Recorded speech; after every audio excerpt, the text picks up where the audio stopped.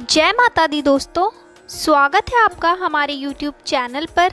आज मैं आपको गोवर्धन पूजा की कथा के बारे में बताऊंगी। गोवर्धन पूजा को हिंदू धर्म में विशेष रूप से महत्व दिया जाता है। ऐसी मान्यता है कि इस दिन गोवर्धन की कथा के बिना पूजा अधूरी होती है। हमारे देश में दीपावली के उत्सव में एक सबसे खास पर्व होता है गोवर्धन का। इस दिन मुख्य रूप से गोबर से बने गोवर्धन पर्वत की पूजा की जाती है और घर की समृद्धि का आशीष मांगा जाता है। ऐसी मान्यता है कि गोबर से बना पर्वत घर की सभी समस्याओं का निवारण करता है और सुख समृद्धि का प्रतीक होता है। यह पर्व आमतौर पर दीपावली के अगले दिन यानी कि कार्तिक महीने के शुक्ल पक्ष की प्रतिपदा को मनाया जाता है। वैसे तो इस त्योहार को मनाने के पीछे कई कारण जुड़े हैं, लेकिन इसका इतिहास श्री कृष्ण की कथाओं से संबंधित होता है। इस साल दिवाली के ठीक अगले दिन सूर्य ग्रहण होने की वजह से यह पर्व 25 अक्टूबर की शाम से शुरू होकर 26 अक्टूबर की सुबह तक मनाया जाएगा।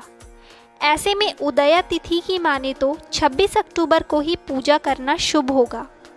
ऐसी मान्यता है कि गोवर्धन के दिन पूजा की पूर्ण विधि के साथ इसकी कथा पढ़नी भी अनिवार्य है। मान्यता यह भी है कि इस कथा के बिना पूजा का पूर्ण फल नहीं मिलता। तो आइए अब सुनते हैं गोवर्धन पूजा की कथा। गोवर्धन पूजा की पौराणिक कथा के अनुसार द्वापर युग में एक बार देवराज इंद्र को अपने ऊपर अभिमान हो गया था। इंद्र का अभिमान चूर करने के लिए भगवान श्री कृष्ण ने एक अद्भुत लीला रची।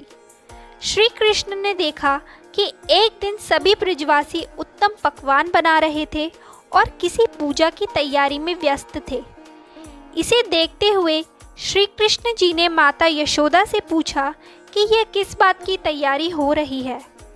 कृष्ण की बात सुनकर यशोदा माता ने बताया कि इंद्रदेव की सभी ग्रामवासी पूजा करते हैं, जिससे गांव में ठीक से वर्षा होती रहे और कभी भी फसल खराब न हो और अन्न धन बना रहे। उस समय लोग इंद्रदेव को प्रसन्न करने के लिए अन्नकूट चढ़ाते थे।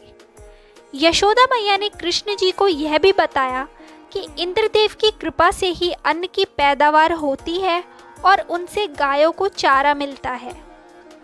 इस बात पर श्री कृष्ण ने कहा कि फिर इंद्रदेव की जगह गोवर्धन पर्वत की पूजा होनी चाहिए, क्योंकि गायों को चारा वहीं से मिलता है। इंद्रदेव तो कभी प्रसन्न नहीं होते और न ही दर्शन देते हैं। इस बात पर ब्रज के लोग इंद्रदेव की जगह गोवर्धन पर्वत की पूजा करने लगे। यह देखकर इंद्रदेव क्रोधित हुए और उन्होंने मूसलाधार वर्षा शुरू कर दी। इंद्रदेव ने इतनी वर्षा की कि उससे ब्रजवासियों को फसल के साथ काफी नुकसान हो गया। इसके बाद श्री कृष्ण ने पर्वत उठा लिया और सभी ब्रजवासियों को अपने गाय और बछड़े समेत पर्वत के नीचे शरण लेने के लिए कहा। इस बात पर इंद्र कृष्ण की यह लीला देखकर और क्रोधित हो गए और उन्होंने वर्षा की गति को और ज्यादा तीव्र कर दिया। तब श्री कृष्ण ने सुदर्शन चक्र से कहा कि आप पर्वत के ऊपर विराजमान होकर वर्षा की गति को नियंत्रित करें, और शेषनाग से कहा आप मेड़ बनाकर पानी को पर्वत की ओर आने से रोकें। इंद्र लगातार 7 दिन तक वर्षा करते रहे। तब ब्रह्मा जी ने इंद्र से कहा कि श्री कृष्ण भगवान विष्णु के अवतार हैं और उन्हें कृष्ण जी की पूजा की सलाह दी।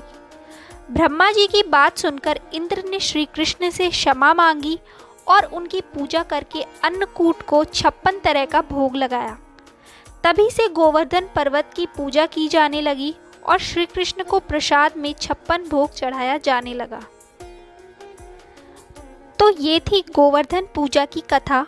ऐसी ही और कथाएं सुनने के लिए हमारे चैनल को सब्सक्राइब करें और शेयर करना ना भूलें।